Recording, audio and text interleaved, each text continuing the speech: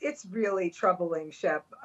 The bottom line is that they are not training enough African-American dermatologists. And in my opinion, healthcare disparities are kind of a form of racism. And according to the American Medical Association, racism is a public health threat because you see a lack of education about skin of color. There's not enough training. And then because of that lack of exposure, there's no empathy, and it becomes filled with bias, racism, and judgment. And that's a problem. So only 3% of dermatologists in the United States are African-American, Jeff.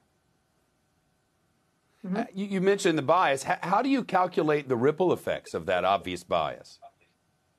Well, okay, so underrepresentation in medicine, basically it's more significant now than it was in 1990 across all ranks in medical specialties except for African-American OBGYNs that are female. But so what that means is that people of color are not influencing the practice of medicine, and they're not contributing to innovation in the field. There's not enough medical research. There's not textbooks with skin of color with dermatologic disease in there, so people aren't being taught what different diseases look like on skin of color. And that leads to this wide void in medical knowledge. And that can be a huge problem in terms of diagnosis and proper treatment for patients with skin of color.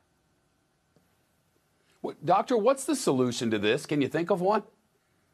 Well, first of all, we need to mentor people as they're coming up right now. So my mother was my mentor. My mother's a pediatrician, so I was very, very lucky. But we need to mentor people as they're coming up. We need to enroll more people in medical school. I believe the statistic is 2% of Latina women in this country, of all the physicians in this country, 2% are Latina, 2% are African-American, less than 1% are Native American, and 7.5% are Asian American. So that's in terms of women, statistics for women alone. So that's ridiculous. So we need to hire more in droves to come into medical school and to train in top-notch fields like dermatology, like orthopedic surgery, like general surgery, like plastic surgery. And then right now, Allergan is doing a DREAM initiative where driving racial equity in aesthetic medicine, where they're putting together textbooks and they're mentoring and they're training and they're doing education and advertising with Skin Better Science. And then Obagi is doing something called Skinclusion, where they're focusing on research and diversity and equity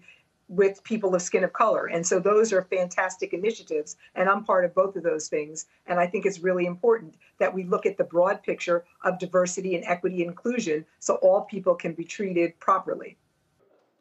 Shepard Smith here. Thanks for watching CNBC on YouTube.